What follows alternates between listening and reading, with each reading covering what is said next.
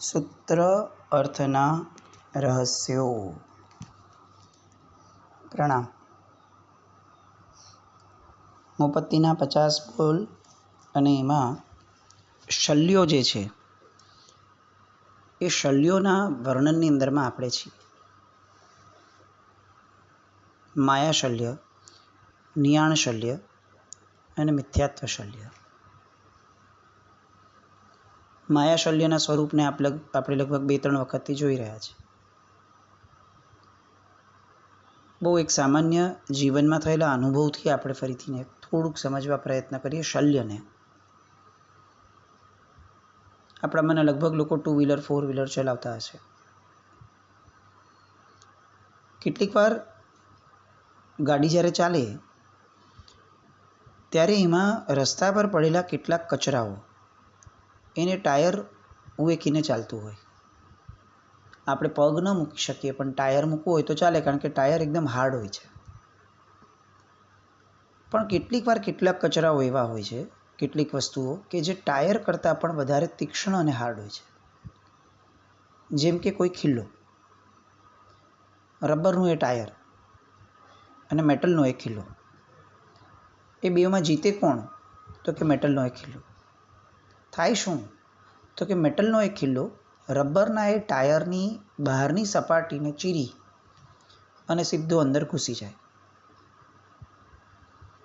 હવે તો કે બહારથી કંઈ દેખાતું નથી. આપણે જેને અત્યારની પરિભાષામાં પંચર કહીએ છીએ, આપણે એ વાતને અનુભવીએ છીએ. ટ્યુબલેસ ટાયર છે એટલે ટાયર ચાલી શકશે, વાંધો નહીં આવે. એક પંચર જવાથી સાવ હવા નીકળી જશે અને ટાયર બેસી જશે એવી જે પહેલાં વસ્તુઓ થતી હતી એવું નહીં થાય, કારણ કે ટાયર ટ્યુબલેસ છે. પણ શું થશે? તો કે ટાયર ધીરે ધીરે દબાતું જાય અને દબાવાના કારણે ગાડીનું જે બેલેન્સ છે એ બેલેન્સ બગડતું જાય. હવે કોઈ એક અજાણ્યો વ્યક્તિ બહારથી આવે છે અને એને ખ્યાલ આવે કે આ માણસ કેમ આવી રીતે ગાડી ચલાવે છે, અને એની નજર અગર ટાયર ઉપર જાય તો ટાયરની અંદર ખૂંચી ગયેલી એ ખિલ્લી એને બહારથી દેખાશે નહીં.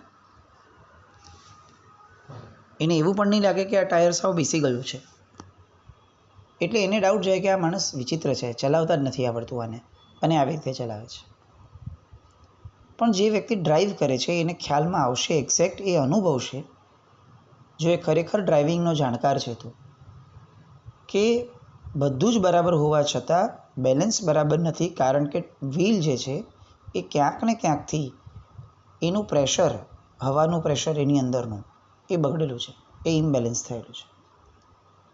કેમ ઇમ્બેલેન્સ થયું છે? કારણ કે એની અંદરમાં કંઈક ઘૂસ્યું હશે કે જેના કારણે પંચર થયું છે.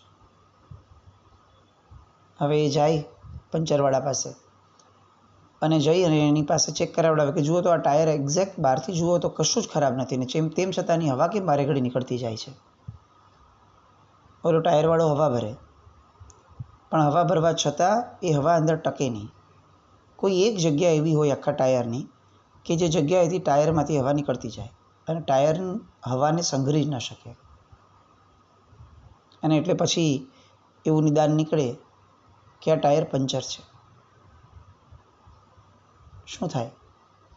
કોઈ દિવસ કોઈ ડ્રાઈવર એવું નહીં કે આવડું મોટું ટાયર છે અને એક નાનકડી જગ્યાએથી પંચર છે, એમાં શું ફરક પડવાનો છે, છોડ ભાઈ, હું મારી રીતે ટાયર ચલાવી લઈશ, હું ગાડી ચલાવી લઈશ. કદાચ કોઈ આવું કહે તો પણ પેલો જાણકાર મિકેનિક એવું કહેશે કે સાહેબ, એક નાનકડું ભલે પંચર રહ્યું પણ એ તમારા ટાયરમાં હવા નહીં રહેવા દે, તમારું ડ્રાઇવિંગ પ્રોપર નહીં થઈ શકે અને એક્સિડન્ટ થશે જ થશે, વહેલો મોડો. હવે જે વ્યક્તિ આ મિકેનિકની સલાહને આવું ગણે કે તું ફેકમ ફેક કરે છે ભાઈ, બહારથી જુઓ તો ખરા, આ ટાયર એકદમ અખંડ લાગે છે, ક્યાં કોઈ મોટું ફાડ્યું છે, ફાડ પડી છે, ચીરો પડ્યો હોય, કાંઈ નથી, બધું બરાબર છે, અને એ વ્યક્તિ ડ્રાઈવ કરે તો સ્વ અને પર બંને માટે કેટલું નુકસાનકારક બને. બસ એક્ઝેક્ટ આ રીતની સ્થિતિ આપણી છે. આપણી બાહ્ય ક્રિયાઓની અંદરમાં એ જે ટાયર છે એ ટાયરને અંદર થયેલું પંચર ક્યાંય દેખાતું નથી આપણને. માણસ ધર્મ કરતો હોય ને, સજ્જન હોય, તો એ સાદા ટાયરની જગ્યાએ ટ્યુબલેસ ટાયર જેવો થાય. કેવી રીતે? તો એના કોઈ પણ કશાયને એ બહુ જલ્દીથી બહારની સપાટી પર આવવા ન દે. કેમ? તો કે એ માણસ થોડો ઠરેલ છે કે ભાઈ ના ના, આપણે બહાર કોઈને દેખાડવું નહીં કે આપણને અંદર આટલો કશાય છે, દેખાડીએ તો સારું ન લાગે. અથવા કોઈનો વિચાર એવો પણ હોય કે ભાઈ ના ના, કશાયને આટલા લેવલ સુધી, એને વ્યવહારમાં લાવવા સુધીના લેવલ પર આપણે નથી રાખવો, એને આપણે દબાવી દેવો છે. એટલે ધર્મ કરતો માણસ એ સામાન્ય ટાયર નથી, એ ટ્યુબલેસ ટાયર છે.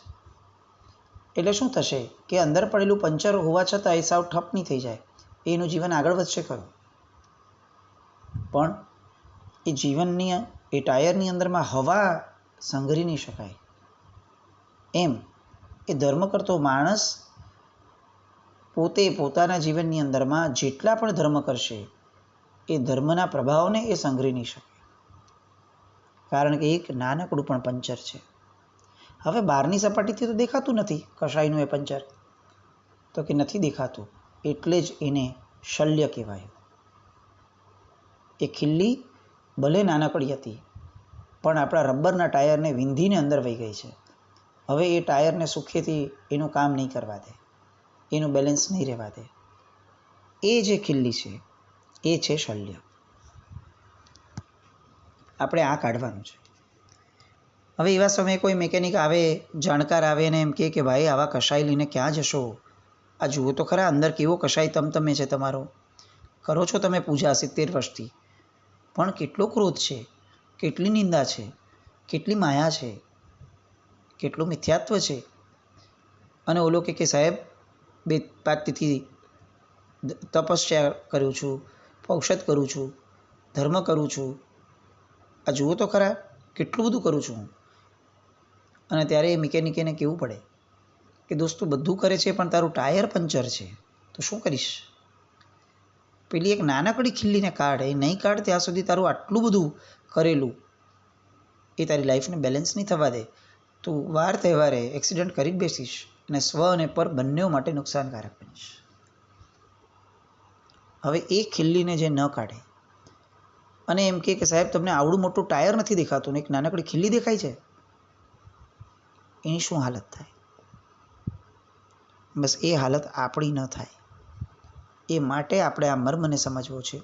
માયાશલ્ય, નિયાણશલ્ય, મિથ્યાત્વ શલ્ય પરિહર. માયા એ ન દેખીતો કશાય છે. ક્રોધ દેખાઈ જશે, અહંકાર દેખાઈ જશે, લોભ દેખાઈ જશે લોકોને. જે નહીં દેખાય એ માયા છે. અને એટલે જ બીજા એક પણ કશાયને માયામાં ન મૂક્યા, શલ્યમાં ન મૂક્યા. શલ્યમાં કોને મૂક્યો? તો કે માયાને. કેમ? તો કે આ કશાય એવો છે કે જેને લોકો જોઈ નથી શકતા બહારની સપાટી પર, તો એ જીવે પોતે કાઢવું પડશે. એવું જ એક બીજું શલ્ય છે કે જે જોનારાને નથી દેખાતું, જે અનુભવનારાને જ ખબર પડે છે. એ છે નિયાણ શલ્ય. બહુ સામાન્ય અને સ્થૂળ વ્યાખ્યા છે, આપણને બધાને ખબર છે કે કોઈ પણ એક કાર્ય કરવું, આરાધના સાધના કંઈ પણ શુભતા સેવવી અને પછી એ શુભતાને બાંધવી. મારી આ શુભતા દ્વારા મને આ પ્રાપ્ત થાવ, અને એ પ્રાપ્ત કરવાની જે પ્રાપ્તિ છે, પ્રાપ્તિ જેની ઈચ્છા છે, એ પ્રાપ્તિ કેવી છે? તો કે કશાયજન્ય છે, એ સંસારજન્ય છે. તો એને શાસ્ત્રકાર ભગવંતોએ શલ્ય કીધું, નિદાન કીધું. આ નિયાણ શલ્યવાળો માણસ એ 100% દુર્ગતિએ જાય. અને દુર્ગતિએ જઈને કામ પતી જતું હોત તો એક ભાવમાં કામ પત્યું, સસ્તું છે, પણ એવું નથી. નિયાણ કરતા માણસને દુર્લભ બોધી કીધો છે. આપણે એને થોડું વ્યવસ્થિત સમજીએ નિયાણ એટલે શું, કારણ કે કેટલીક વાર આપણી અંદર એક કન્ફ્યુઝન ઊભી થાય. એક બાજુ શાસ્ત્રકાર ભગવંતો આપણને એવું કહે છે કે સંકલ્પ કર્યા વગર એક પણ કાર્ય ન કરવું, અને બીજી બાજુ એવું કહે છે કે કોઈ પણ કાર્યનું ફળ નિયાણ તરીકે, નિદાન તરીકે ન માગવું. હવે સંકલ્પ અને નિયાણું આ બેનો જે ફરક છે ને એ આપણે સમજી જ નથી શક્યા ઘણીવાર, કારણ કે એના ઊંડાણમાં ગયા જ નથી. હું ફોર એક્ઝામ્પલ એવું વિચારું છું કે પ્રભુ હું આવતીકાલથી કે 2 દિવસ પછીથી હું આંબિલની હોળી કરવાનો છું, તો પ્રભુ આ આંબિલની હોળી દ્વારા મારા જીવનમાં જે ભોજનની આસક્તિ છે એ દૂર થાવ. તો ક્રિયા કરતાં પહેલાં મેં ક્રિયાના ફળને માંગ્યું કે મને આવું ફળ મળજો પ્રભુ, કારણ કે નહીં તો આ ક્રિયાનો બહુ અર્થ નહીં સરે જાજો. તો એ જે ક્રિયા કરતાં પહેલાં મેં ક્રિયાનો આશય સ્પષ્ટ કર્યો એ સંકલ્પ છે, અને એ તો સેવવો જોઈએ. આ કમ્પલ્શન છે. સંકલ્પ વગરની ક્રિયાઓ એ બહુ જાજુ અર્થ નથી આપતી. એ લક્ષ્યવિહીન ક્રિયાઓ છે, અને લક્ષ્યવિહીન જીવન તો તિર્યંચનું હોય, મનુષ્યને ક્યારે ન હોય. એટલે એનો અર્થ તે ધર્મ કરતા વ્યક્તિએ સંકલ્પપૂર્વક જ ક્રિયાઓ કરવી જોઈએ. હવામાં ગોળીબાર થાય એનાથી કોને નુકસાન થાય? કોઈને નહીં. તો એવી જ રીતે સંકલ્પ વગરની ક્રિયાઓ થાય એનાથી કોને ફાયદો થાય? તો કે કોઈને નહીં. એ વ્યક્તિને પણ નહીં અને જગતને પણ નહીં. કેમ? કારણ કે તમે તમારા વાળને જ્યાં સુધી ચોટલી રૂપે નથી બાંધતા ને ત્યાં સુધી એ વાળ અકબંધ નથી રહેતા. આ એક પ્રકારની ચોટલી અને પોટલી છે કે જે તમે પોતાના માટે કે બીજા માટે, જગત માટે પણ સાચવી રાખો છો, એને એક દિશા આપો છો. તો એ સંકલ્પ છે કે જેમાં ક્રિયા કરતાં પહેલાં ક્રિયાને આનુષંગિક જે ફળ છે એ ફળને પહેલેથી એક દિશા આપીને રખાય. આ સંકલ્પ. તો હવે નિયાણું એટલે શું? તો નિયાણાની અંદરમાં ક્રિયા કર્યા પછી અથવા ક્રિયા કરવા દરમિયાન એ ક્રિયા દ્વારા ભવાંતરની અંદરમાં કશાય અથવા સંસાર વધે એ પ્રકારે એના ફળની સામે એવું એક કાર્ય, એવું ફળ માંગવું એ નિયાણું. આપણે સામાન્ય રીતે સમજીએ, એ જ એક્ઝામ્પલને કન્ટિન્યુ કરીએ. હું હોળી કરતાં પહેલાં એવું માગું છું કે પ્રભુ મારી આહારની આસક્તિ તૂટે, એ સંકલ્પ. હોળી કરવા દરમિયાન હું અચાનકથી કોઈ વ્યક્તિને જોઉં છું કે જે વ્યક્તિને 56 ભોગ પીરસાયા છે, અને એવા સમયે મારી તપની જે ભાવધારા છે એમાં ભાંગો આવ્યો, અને મને એમ થયું કે સારું મારે આવું લુખ્ખું લુખ્ખું ખાવું પડે, ગળે નથી ઉતરતું, ઉલટી થાય છે, અહીંયા બેઠા બેઠા જ આમ સૂગ ચડે છે, આવું મારે ખાવાનું થયું. અને આ જો કેવો સુખી માણસ છે, 56 ભોગ પીરસાયા છે, આને કેવો જલસા કરે છે. ખરેખર પુણ્ય મળે તો આવું મળે. હે ભગવાન, જો ખરેખર આ હોળી કરીને કે આંબિલ કરીને મને પુણ્ય મળ્યું હોય ને તો મને આવું જીવન આપજો કે જેમાં હું અસ્ખલિત રીતે કોઈ પણ જાતના બ્રેક વિના, કોઈ પણ જાતના ભાંગા વિના મને 56 ભોગ ખાવા માટે મળે. આ નિયાણું. હવે આ સાંભળશું ને તો આપણને તરત એમ થશે કે આવું આપણા જીવનમાં તો ન જ હોય ને ભાઈ, આપણે એક લેવલ પર ધર્મ કરીએ છીએ. વાત સાચી છે, પણ તેમ છતાં હવે આની થોડીક ડિટેલિંગમાં જઈએ કે આવું કરનાર માણસના મૂળમાં શું છે, તો આપણને ખ્યાલ આવશે કે અચ્છા, મૂળ તો આપણું જીવતું છે. કઈ રીતે? આપણે આંબિલ કરીએ છીએ, આપણે એ જ એક્ઝામ્પલને થોડો કન્ટિન્યુ કરીએ છીએ. આપણે આંબિલ કરશું. આંબિલ કરતાં આપણને કેટલીક આસક્તિ તો છે જ આહારની. કેટલીક પદ્ધતિઓ આપણા મનમાં ધારેલી છે કે ભાઈ રોટલી તો ઘીવાળી જોવી જોઈએ, આ ઘી વગરની રોટલી કેવી લાગે, આમ મસાલા વગરની દાળ કેવી લાગે, આમ મોઢે ન ચડે, આવી રીતે કંઈ દાળ હોતી છે? તડકો નથી, વઘાર નથી, તેલ નથી, ઘી નથી, લુખ્ખી સુખ્ખી. આવો ભાવ તો આપણા મનમાં સૂતા પણ મનના ઓલામાં ધરબાયેલો પડ્યો છે. આપણે કંઈ આંબિલનું પચકાણ લીધું એટલે કંઈ આમ આસક્તિ વિનાના થઈ ગયા છે એવું નથી. આપણે કેટલાક દિવસો માટે આસક્તિને દબાવી છે. હવે એ દબાવેલી આસક્તિ એને એઝ ઇટ ઇઝ રાખશું, અને એ આસક્તિને હવે આપણે થોડું ઘણું ડાયવર્ટ કરશું કે હવે આંબિલમાં પણ આપણે એવું વિચારશું કે ભાઈ જુઓ, આમ હવે ઘી તો ન નાખી શકાય, તેલ તો ન નાખી શકાય, હવે મસાલો એડ કરી શકાય. તો એક કામ કરો, હું જે પણ નાખીશ ને એની ઉપર થોડું હું જીરાળું નાખીશ, હું થોડું કેટલુંક આ ચોપડીશ. એમાં કોઈક એવું આવ્યું અને એણે એમ કીધું કે બટા તને કાંઈ ભાવતું નથી, તો એક કામ કર, હું તને છે ને ઢોકળાની ઉપર ઢોકળું મૂકી દઉં, એની વચ્ચે તને ચટણી લગાડી દઉં કે જે આંબિલમાં ખપે છે એવી, અને તું છે ને એને સેન્ડવિચ સમજીને ખાજે. અને મને એમ થયું કે સારું સેન્ડવિચ તો બહુ ભાવતી હોય છે, તો ચાલો ઓલી સેન્ડવિચ તો હું નથી ખાઈ શકતો, તો હું આ સેન્ડવિચ ખાઈ અને મારા મનને મનાવી લઉં કે આ પણ સેન્ડવિચ છે તો મારું પેટ ભરાશે.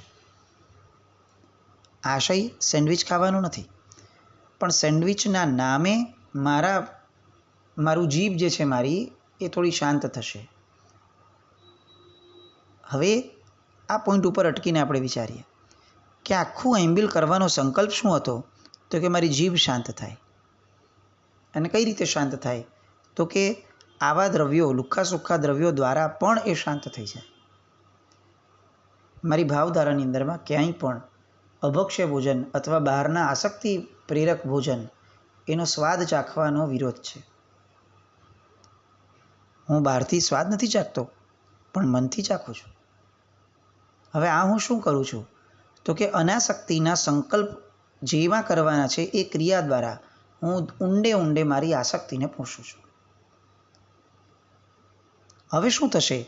તો કે આ કશાય જે દિવસે અનકંટ્રોલ બનશે, આજે ન થાય, આ ભાવમાં કદાચ ન થાય, સમજણનો અભાવ છે, આજુબાજુના લોક આપણને સારા મળ્યા છે, સંયોગો, પણ જે દિવસે આ સંયોગોની બહાર નીકળશું તો આસક્તિનો કશાયનો એ સંસ્કાર તો લઈને જવાના. એટલે શું થશે? તો કે હવે જ્યારે પણ આપણી આસક્તિને રોકવાવાળું કોઈ પણ સંયોગ આપણા જીવનમાં આવશે, આપણે તરત ફાટશું અને તરત એવું કહેશું કે આ આસક્તિ તો પોષાવી જ જોઈએ. હે ભગવાન, એવું કંઈક કર કે મને એવું પુણ્ય મળે કે હું આ ગમે તેમ કરીને આસક્તિને પોષનારો, ભોગવનારો અને શ્રેષ્ઠતમ રીતે ભોગવનારો બનું. આજે આવું નહીં થાય, આ ભાવમાં આવું કદાચ નહીં જ થાય, પણ આપણે જેને સાચવીને રાખ્યું છે, પોષીને રાખ્યું છે, એ કશાયનું ભવિષ્ય આ થઈ શકશે. અને એ પણ થઈ શકશે, પ્રોબેબિલિટી છે. એ કોઈ ડિસાઇડેડ વસ્તુ નથી કે આ થશે જ. કદાચ એની પહેલાં આપણને કોઈ સંયોગ મળી ગયો સારો, કોઈ ગુરુ ભગવંત મળી ગયા, કોઈ કલ્યાણ મિત્ર મળી ગયા, અથવા આપણને જ પોતાની ચિંતનની ધારા પ્રગટી અને આપણે એવું વિચાર્યું કે ના ના ખોટું છે યાર, આસક્તિને તોડવા આવ્યો છું તો આસક્તિને પોષવાની વાત કેવી રીતે મારાથી કરાય? ના, મારે આવું બધું નથી ખાવું. આવો કોઈ પણ ભાવ આપણને આવી ગયો તો આજે કરેલું આ આસક્તિનું પોષણ એ બહુ લાંબે ગાળે આપણને બહુ મોટું પાપ નહીં કરાવે, નિયાણા સુધી નહીં લઈ જાય. પણ જો આવું ન થયું તો મારો આ સંસ્કાર, મારું આ બીજ એ મોટું થઈ અને કદાચ આવા ફળ સ્વરૂપે પહોંચી શકશે. નિયાણ શલ્ય એ રિવીલ રીતે, દેખીતી રીતે આપણે ઊભું કરીએ એવી આ ભાવની આપણી સમજણના ઘરની શક્યતાઓ ઓછી જ છે, એ તો માનવું જ રહ્યું. પણ એટલા માત્રથી આપણે નિર્ભય બની જઈએ કે આ પાપ તો આપણા જીવનમાં હોય જ નહીં, આપણે કોઈ દિવસ માંગતા જ નથી. આવા ભ્રમમાં રહેવું એ થોડું ખોટું છે. બહુ સામાન્યપણે આપણે વિચારીએ કે આપણા જીવનમાં નાનકડું પણ દુઃખ આવી જાય છે તો આપણે શું કરીએ છીએ? તો કે તરત જ આપણે ડિસ્ટર્બ થઈએ છીએ. હવે સામાન્ય રીતે એ વસ્તુ માટે ડિસ્ટર્બ થઈએ એનો વાંધો નથી, એ સાહજિક છે, પણ એ ડિસ્ટર્બન્સ જે છે એ મન પર કંટ્રોલ કરી લે છે. એનાથી શું થાય કે આપણે કોઈ પણ કાર્ય કરતા હોઈએ તો એ કાર્ય કરતી વખતે પણ ઓલું ડિસ્ટર્બન્સ આપણા અંદરમાં પડ્યું રહે અને એ સપાટી પર આવતું રહે. શાસ્ત્રકાર ભગવંતો આ સમજતા હતા કે કેટલાક જીવો આવા હશે, તો એમણે બહુ શરૂઆતના સ્તરમાં તારું ડિસ્ટર્બન્સ દૂર થાય, તું તારા મનને ચિંતનના અને શુભ ભાવના આશયથી આલંબનથી આ ડિસ્ટર્બન્સ દૂર કર, એની માટે એમને 16 ભાવનાઓ આપી કે કોઈ પણ ભાવના દ્વારા તું ભાઈ સમજ કે આ બધા પડોજણોના ભાવ તો રહેવાના, તારે એનાથી ઉપર ઉઠવું જ પડશે દોસ્ત. તું ઉપર નહીં ઉઠે તો એની મેળે કંઈ જવાના નથી. એ તારે જ માનસિક પુરુષાર્થ કરી એનાથી ઉપર ઉઠવું પડશે ને તારા મનને સારું કરવું પડશે. પણ એમને એવું લાગ્યું કે હવે દરેક જીવની કદાચ આ શક્યતા નહીં પણ હોય, તો શું કરવાનું? જીવ જેવો ડિસ્ટર્બ થશે એટલે દુઃખી થશે એટલે લાચારી અનુભવશે, અને લાચારી અનુભવતો માણસ માંગણીયો બનશે. આટલા લેયર ક્રોસ થશે એટલે એ માણસ માંગણીયો બનશે. હવે એ શું કરશે? તો કે કોઈક સુપિરિયર તત્વ પાસે જઈ અને માંગવાની વૃત્તિ એનામાં આવશે કે ભાઈ જરા મારું દુઃખ તું પ્લીઝ દૂર કરી આપને, પ્લીઝ મને આ મદદ કરી આપને, મારાથી આ નથી સહન થતું, હું આનાથી ડિસ્ટર્બ થઈ જાઉં છું, પ્લીઝ તારામાં શક્તિ છે તું મને કરી આપને. એ માંગણીઓ બનશે. તો શાસ્ત્રકાર ભગવંતોએ કેટલાક વિકલ્પો સાથે, વૈકલ્પિક ભાવ સાથે એ તક આપી કે ભાઈ જો પહેલી પ્રાયોરિટી એ છે કે તું તારા દુઃખને દુઃખ ન સમજ, તું સમજ એને તત્વથી કે આ તો રહેવાનું, તારા પાપનો ઉદય છે ભાઈ, તે કરેલા કુકર્મોનું જ ફળ છે, એમાંથી તારે કંઈ દુઃખી ન થવાય. તારે એને બહુ સાવધાનીપૂર્વક ફરીવાર નવું કર્મ ન બંધાય એવા ભાવપૂર્વક તારે એને સહન કરી લેવાનું, તારે એને સ્વીકારી લેવાનું. પણ તું નથી કરતો તો કંઈ નહીં. એક વસ્તુ સમજ કે આ કેમ આવ્યું, કારણ કે તે અધર્મનું સેવન કર્યું હતું. અધર્મના સેવનથી પાપ આવ્યું છે, પાપના કારણે દુઃખ આવ્યું છે. તો હવે તું મૂળમાં જા અને અધર્મનું સેવન બંધ કર. જ્યાં સુધી અધર્મનું સેવન બંધ નથી કરતો ત્યાં સુધી ધર્મનું સેવન વધાર. ધર્મનું સેવન પણ ડિરેક્ટલી નથી કરવાનું. જો એ જ હોત તો ક્યારે પણ અધર્મના ત્યાગનો માર્ગ ન મૂક્યો હોત આપણે ત્યાં. આપણે ત્યાં સૌથી પહેલાં પાપ નિવૃત્તિ છે, પછી ધર્મ પ્રવૃત્તિ છે. તો પાપ નિવૃત્તિના આશય સાથે ધર્મ પ્રવૃત્તિ કર, ચાલશે. હવે એમાંથી પણ કેટલાક જીવ નબળા થયા તો એની માટે એક વિકલ્પ મૂક્યો કે કાંઈ નહીં, માંગવું જ છે, ક્યાંય પણ માંગણીયા વેળા તારા સંતોષવા જ છે, તો એક કામ કર, શુભ તત્વો પાસે માંગ છે. કેમ એની આગળ મંગાય? તો કે એવું નહીં, મંગાઈ ન મંગાઈ વસ્તુ નથી, પણ એવા પાસે માંગો કે જેનામાં માંગણીયા વૃત્તિ ક્યારે હતી જ નહીં અને છે પણ નહીં. તો શું થશે કે તારી આ માંગણી પૂરી નહીં થાય, તારી માંગણીયા વૃત્તિ પૂરી થઈ જશે. હવે આપણે માંગમાં કરી રાખીએ અને માંગણીયા વૃત્તિને સાચવીને રાખીએ, એ છોડવી જ નથી આપણે. તો પેલું શ્રેષ્ઠ તત્વ કે જેની પાસે માંગ્યું છે એ પણ આપણને કેટલા ફળીભૂત થશે. કારણ કે આપણે મૂળમાં માંગણીયા વૃત્તિ ઉપર ઘા જ નથી કરવો અને માંગી રાખવું છે. આપણે જ જ્યારે કશાયને સાચવીને રાખવો હશે ને ત્યારે એ કશાયને દૂર કરવાની તાકાત શ્રેષ્ઠ તત્વોની પણ નહીં હોય. એટલે આજે કોઈ એક ધર્મક્રિયાની સામે માંગેલી આપણી માંગણીયા વૃત્તિને પોષેલું એ કાર્ય એ ભવાંતરની અંદરમાં એ કશાયને પોષવા માટેનું નિયાણું થઈ શકશે એવી પણ શક્યતા છે. તો શું કરવું? માંગવું નહીં, બીજે માંગવું? તો કે ના, એવી વાત નથી, એકાંત વાત જ નથી અહીંયા. તો કે માંગવું ખરું, ઉત્તમ તત્વ પાસે જ માંગવું, અગર માંગવું હોય તો પણ માંગતી વખતે લાચારીને દૂર કરવાની ખેવના તો રાખવી જ કે પ્રભુ મારી માંગણી પૂરી કર. એ તો સાચી જ વાત છે, અત્યારે હું એના વગર નથી મારા મનને સમાધાન આપી શકતો, પણ પ્રભુ મારી માંગણીયા વૃત્તિ પૂરી કર. કારણ કે જે દિવસે આ માંગણીયા વૃત્તિ વધશે, વકરશે અને મારું પુણ્ય નહીં દેખાય એ દિવસે હું નિયાણામાં જઈશ.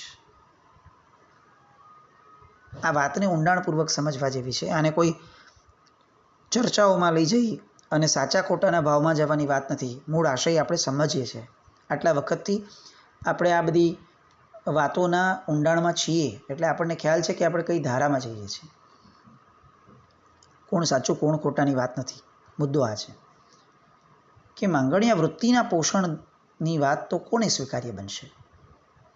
તો આપણે આ નિયાણ શલ્યના પાયામાં જે માંગણીયા વૃત્તિ છે પૂતગલ માટેની, સુખ માટેની, એનાથી દૂર થવાનો પ્રયત્ન તો કરવો જ પડશે. હજી થોડુંક આ નિયાણ શલ્યની પૂર્વ ભૂમિકાને ઘૂંટશું ફરી પાછું આવતા વખતે. પણ આ વાતને એ જ પરિપ્રેક્ષમાં લેવાય કે જે પરિપ્રેક્ષના ભાવથી એને મુકાય છે. એવી મંગલ કામના સાથે જીન આજ્ઞાવ્રત કંઈ પણ બોલાવ્યું હતું. મિચ્છામિ દુક્કડમ. જૈનમ જયતિ શાસ્ત્રમ.